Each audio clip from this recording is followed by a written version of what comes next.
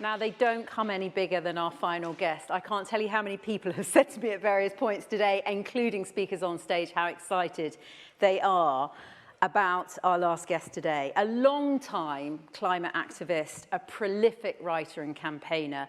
Her most recent book, Not Too Late, draws together her own writing and essays by some of the most exciting names in climate campaigning.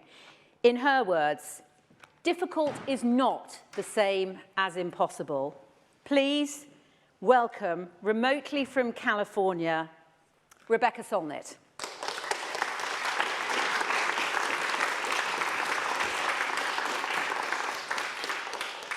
Rebecca, it's so lovely to have you with us. So many people have stayed on to the end of today's event, especially to listen to you.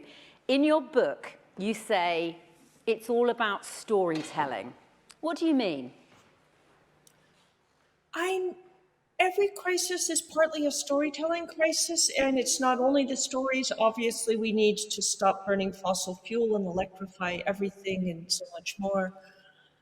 But part of why we're not doing what we need to do is a story problem. People think it's too late. People think we don't have the solutions. People think we don't know what to do. People think no one cares and feel very isolated when in fact the great majority around the world do care, and a lot of people are trying to do something.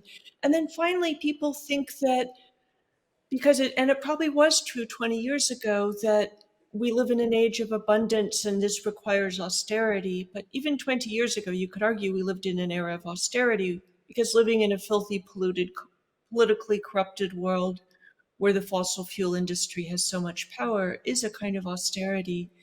Austerity of hope, austerity of breathable air, etc. And we could enter an age of abundance if we do this transition right. So then there's so many, there's other stories about who's responsible, about what each of us can do, etc. So many of the stories, if you change them, people feel more empowered, they feel more hopeful, they see what can be done, they see what's being what people are doing now. So we came to change the story. In Not Too Late, I'm going to talk to you in a moment, if I may, about the extraordinary dream team that you've assembled for this work. But first, if I may, would you read us an excerpt? We would love to hear from you. I think very happy for you to choose from any section of the book that you think it would be important for people to hear. I'll just read from the introduction. It is late. We are deep in an emergency, but it is not too late because the emergency is not over. The outcome is not decided. We are deciding it now. The longer we wait to act, the more limited the options. But scientists tell us there are good options and great urgency to embrace them while we can. An emergency is when a stable situation destabilizes, when the house catches fire or the dam breaks or institution implodes, when the failure or sudden change or crisis calls for urgent response. It's when it becomes clear that the way things were is not how they're going to be. Some days it can feel like you're the house that caught fire, but you might also turn out to be the firefighter or the water. You might even be the other interpretation that comes along to say some structures should be burned to the ground because they were prisons or miseries. An emergency can involve terrible loss, or it can bring about magnificent transformation. And while it's unfolding, the outcome can be impossible to foresee, or it can depend on what you and we do. The word itself comes from emerge, to exit, to leave behind, separate yourself from. So an emergency is when you exit from the familiar and the stable. We are now doing that on a planetary scale, exiting the stability and reliability of the delicately tuned systems of seasons, weather, relations between species, even the shape of the world for the past 10,000 years, as oceans draw new coastlines, lakes dry up, glaciers melt, and natural and human communities shift and migrate. It is an exodus into the unknown, and our task is to make a home there for ourselves and for the nature from which we were never separate. Thank you. Your words are beautiful and resonate right across the Atlantic to us here in London today. I mentioned you assembled a dream team. Of course, this was never designed to be a book. This was a movement, a website. It was probably going to be a lot of activity on social media. Just tell our audience here how it ended up as a book.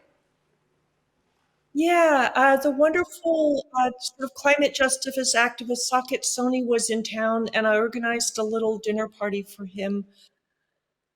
And there was a go round in which everybody talked about what they were up to. And I said, well, I'm trying to be a better climate activist, so I'm stopped writing books and we're launching this project. This was a little over a year ago. We're launching this project called Not Too Late as a small intervention to try and bring people hope, empowerment, better frameworks, better facts about climate. And the entire dinner party just kind of looked at me and politely rolled their eyes and said, Rebecca, that needs to be a book. And I was like, oh, okay. And it was very funny. I think I was having some bad Protestant moment in which I thought renunciation was devotion because I like writing books. I like making books. It's mostly what I know how to do. So by the next morning, my wonderful publisher, Haymarket, had agreed that it should be a book. And my collaborator and dear friend, Thelma Young Lutunatabua, and I were off and running. Perhaps we could talk about Thelma in a moment and her family, because there's a beautiful chapter in the end where she talks about the ultimate act of hope for a climate activist being to have a child, and she and her other half have a beautiful little boy who was born, I think, as this book was being produced. But let's talk a little bit more about that dream team. How significant are the contributors, and just how diverse are they in your book? It's a majority people of color, majority women book, although our white men are wonderful too. And Thelma herself is such an interesting kind of geography in relationship to climate. She grew up in Houston, which is one of the oil capitals of the world, both in terms of finance and actual filthy refineries and extraction, and fell in love with a fellow climate activist, Fenton Lutunatabua, the leader of the Pacific Climate Warriors and indigenous to Fiji, moved there, is based there now. And she had a remarkable 2022. She put her first book together with me and she had her first baby. I hear a lot of people who are not so deep in the climate world saying they're afraid to have babies because it's such a terrible time. But one of the striking things about it is a lot of people who are central to the climate movement are having kids. A number of my friends, May Bouvet, who's the head of 350, Jamie Henn, one of the fellow founders of 350, Fenton and Thelma. There's a little climate, not quite a baby boom, but there's definitely a lot of cute little people in climate world right now. And Thelma's, who I get to see again next week because they're coming back to visit her family. Thelma is one of them, or Thelma's wonderful son, Anders, is one of them. It's an interesting idea, a really powerful idea. It's such a natural response for any species, and we've been talking about the wildlife and humans in interaction today. But this idea, I mean, we're programmed in some sense to reproduce, and this idea that we shouldn't, or that there's a sense of guilt attached to it, I find fascinating as a parent myself.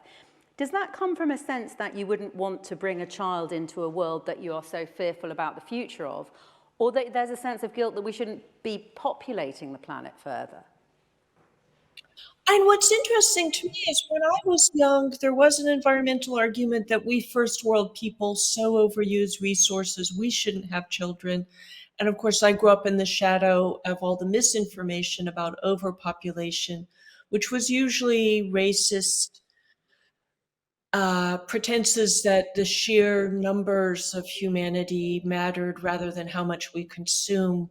You know, the top 10% of humanity consume has a bigger fossil fuel impact than the poorest 50%. Oh, I didn't mean to say top, the richest. They're definitely not the top. They're the dregs, but they're, but they have the biggest impact where we do. I think I might be in there somewhere, but doing my best with my heat pump and it's clean electricity, etc. But so whereas now people worry about what the future will hold, and I don't know that it's ever been entirely secure. And people had kids when nuclear and all-out nuclear war seemed like a possibility. During the Cold War, not during the war when we weren't sure we would defeat fascism. etc. And so I think it's a supreme act of hope, but it's also a supreme act of commitment by people who are already trying to make the best future we can, determined to make the best future we can, not for everyone, but also for their own kids now. Although plenty of people, including me, I think are pretty committed without having kids. Sure. Um, we've, we've tried to focus today here at the RSA in London to look at some hope, to talk about what could go right. How do you best counter those mainstream narratives that have been telling us it's too late or too expensive to tackle climate change effectively? Those narratives serve the status quo. They basically say don't change anything, and the status quo, of course, means the fossil fuel industry and its huge profits and huge harm.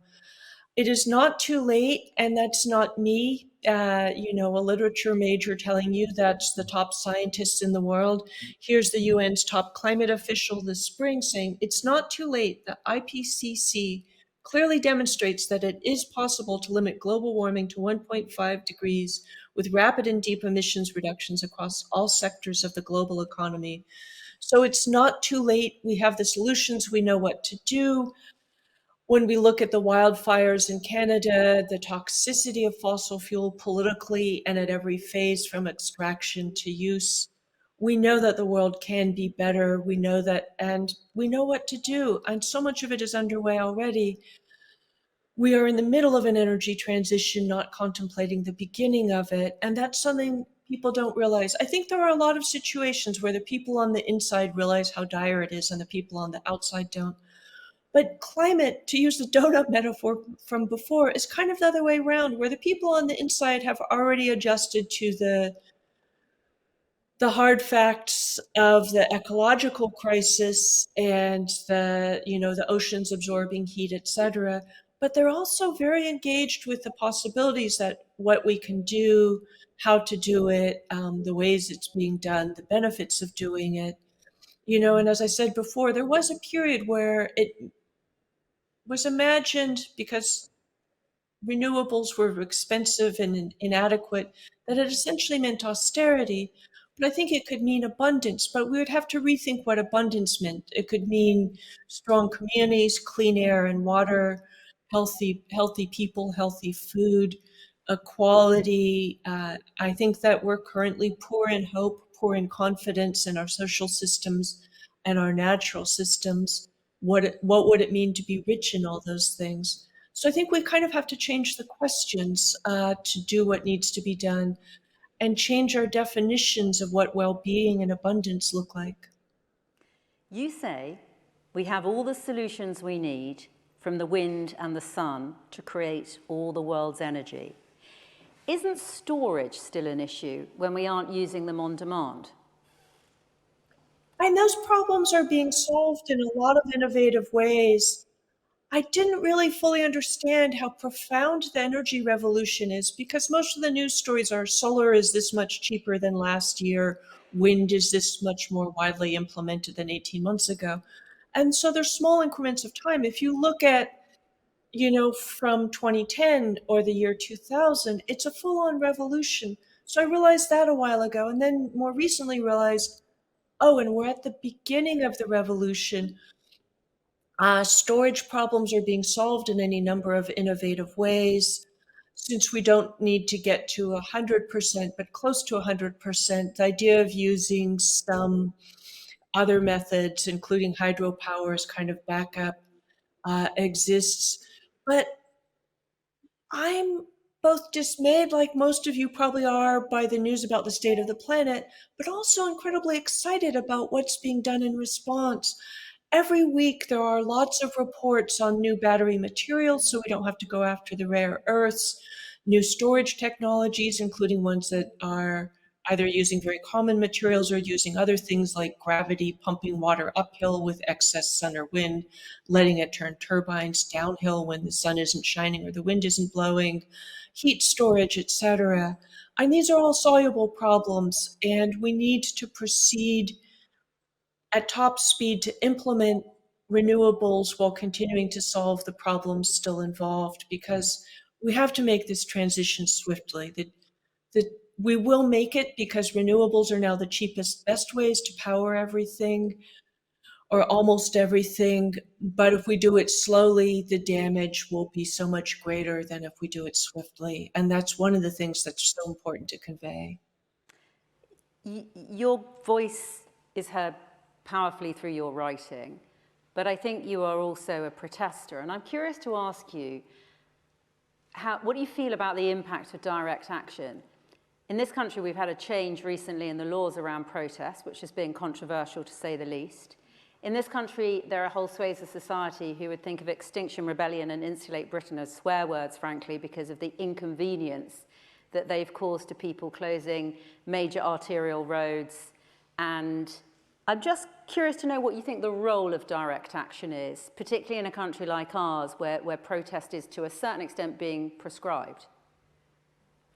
Well, I think they wouldn't ban it if it wasn't having a huge impact. And in a weird way, it's a testimony to how effective it is. If it didn't matter, they wouldn't ban it. And I doubt they ban it because they're so concerned about convenience per se. They're concerned about impact, including impact on the public discourse. And I'm glad that the US Constitution gives us some protections under the First Amendment to keep protesting. I'm a bit horrified what's happening in the UK with the loss of some of those freedoms, although, of course, they get compromised in many ways in the US, including police violence and right-wing violence. And then I think it does have a huge impact, even though it's not often direct. And we call it direct action, which often makes the protesters themselves and people expect if you protest something on Tuesday, if they don't fall to your knees and give you everything you demanded on Wednesday. It didn't work, but it works often in very indirect ways, raising the issue, bringing public consciousness to it, at sort of discrediting or exposing something that's been normalized or invisible, like the fossil fuel industry.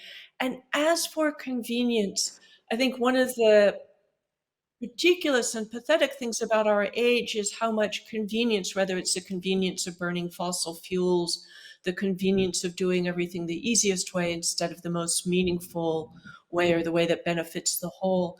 Convenience is such a hobgoblin, so often cited to justify the unjustifiable.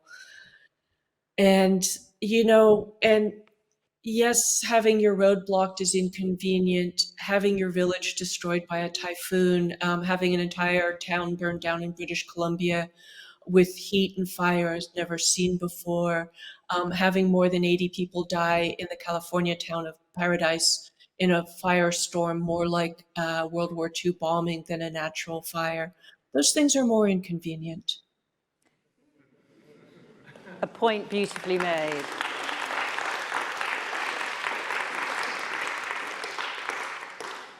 We've talked a lot about young people here today.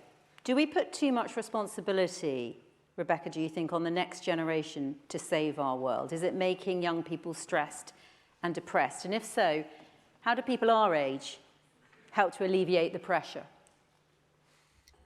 Well, I can say the moment that this winds up, I'm bolting out of here to go camping with fellow members of Third Act, the group Bill McKibben founded after founding 350.org with 7 undergraduates, which was always pretty youth-oriented. There's a weird way in which people say, oh, the young are so amazing, which is basically, fuck you, you do all the heavy lifting, you do all the work. I think that young people have felt really abandoned, partly because they don't always know that a lot of other people have been doing a lot for climate for a while, but also because the burden is thrust on them with praise as a kind of sugar coating.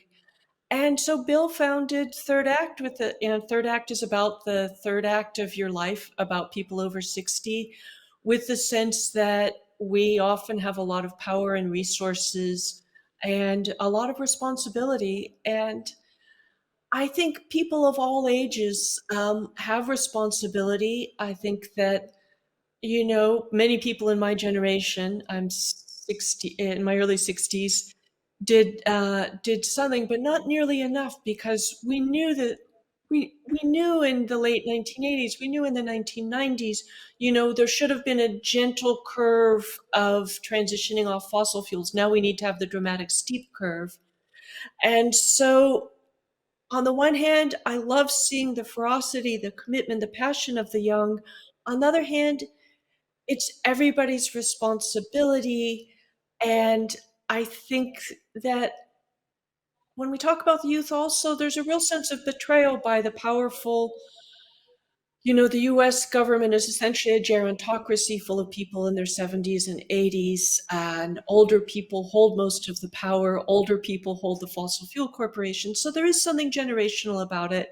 And I think we need also a lot of visibility from older people. I think older people should be out there protesting and getting arrested and blockading, doing the rest. I want to let you go camping, so I'm only going to ask one more question. The book is called Not Too Late, which suggests hope, which is why we're here today, because Andy and the team at the RSA want us to think about and talk about what could go right. What is going right in your world, in the world of climate activism? And so many things are. The energy transition is underway. The public that 5 years ago was fairly oblivious is really engaged. Most surveys of both the UK and US public show the majority of people not only know climate change is real, they take it seriously, they want to see action on it, they want to see money spent on it. I think we need to give people better versions of what they can do beyond personal virtue. I think they need better choices about energy transition, about politicians you can actually vote for and feel good, etc. So, but it's not too late in the sense that we're not going to make it as though climate change never happened, but the best case scenario is so much better than the worst case scenario. Every 1/10 of a degree of warming matters. Every 1/10 of a degree we can prevents things from getting worse, particularly for people in the Arctic, the global south, vulnerable people, agrarian people, poor people, etc. And so there's nothing more worth doing. And I think we're morally obliged to it. We have an obligation to the future. We inherited a livable world. We must pass it on. But it's also work that I find it meaningful and satisfying to do. And I think I'd feel a lot more anxious and miserable if I wasn't doing it. So I invite everyone to come on board, because it's the best way to face trouble is to do something about it. And finally, I want to wrap up with a little parable. I followed the aftermath of Hurricane Katrina in New Orleans in 2005 very carefully. And among the things that made a deep impression on me, the day after the levees broke, as was foretold, it was not a natural disaster, because no disaster is entirely natural. There was bumper to bumper traffic of people with boat trailers trying to get into the city.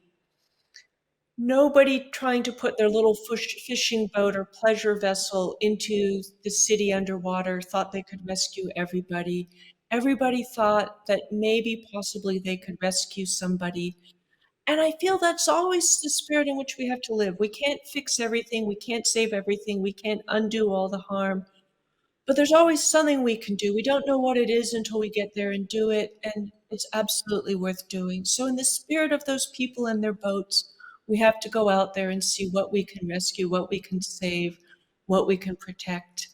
And it's an honorable way to live, a good way to live. And I think when we talk about abundance and well-being, rather than talk about efficiency, convenience, and profit, we should talk about dignity, integrity, meaning, and the joy and sense of self that come from them, that you don't do it just for yourself, but it gives you a lot to do, and it's so worth doing. Rebecca, thank you for your wise and wonderful words. Thank you for being with us. Have an awesome camping trip. Thank you so much.